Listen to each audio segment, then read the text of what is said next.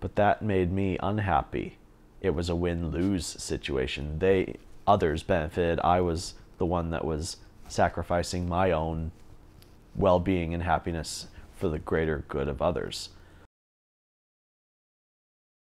In addition to The Success Principles by Jack Canfield, which I got on my health and wellness retreat 2.5 years ago, another book that I have that has been instrumental in my life has been The 7 Habits of Highly Effective People by Stephen Covey, because a lot of the habits that he discusses are already being implemented by my mother, and she has also taught the importance of these habits to me as well. The number one habit is to be proactive. See the problem or the potential for the problem before it hits, much like she did with the police encounter in the situation where she was the president of the Autism Society of Los Angeles. LAPD knocked on her door looking for more information. Nobody with autism had been hurt or killed yet, but if they didn't do something about it, they weren't proactive, then things could have gone bad really quickly.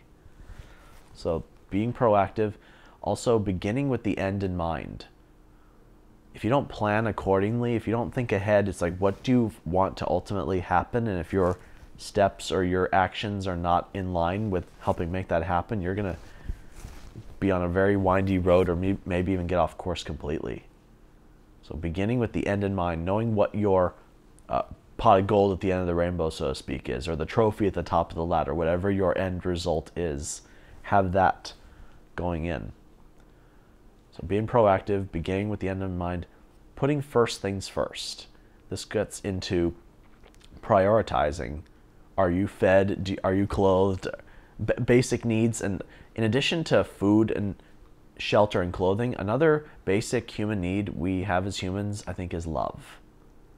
Because we all want to be loved and accepted. It starts with yourself, though, and that goes back to my mantra: know yourself, love yourself, be yourself.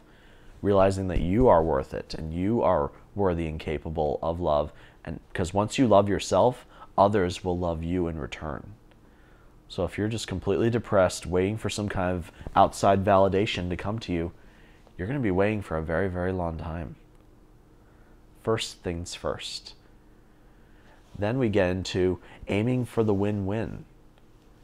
I was a person pleaser or people pleaser when I was younger. I wanted to make everybody happy, but that made me unhappy. It was a win-lose situation. Others benefited. I was the one that was sacrificing my own well-being and happiness for the greater good of others. So by aiming for something that makes everybody happy, if I do something because I want to and others benefit from it, that's the win-win. And also look for those situations where it's either win-win or we don't do this at all. No deal. Aiming for that win-win will help you make better deals and help others benefit in the process. So we've gone over be proactive, we've gone over begin with the end in mind, first things first, aim for the win-win. Then here's another big one that I think is overlooked in the autism community. Number 5, seek first to understand, then to be understood. This goes back to the whole police situation. It's like, hey, police, you have to understand my kid with autism.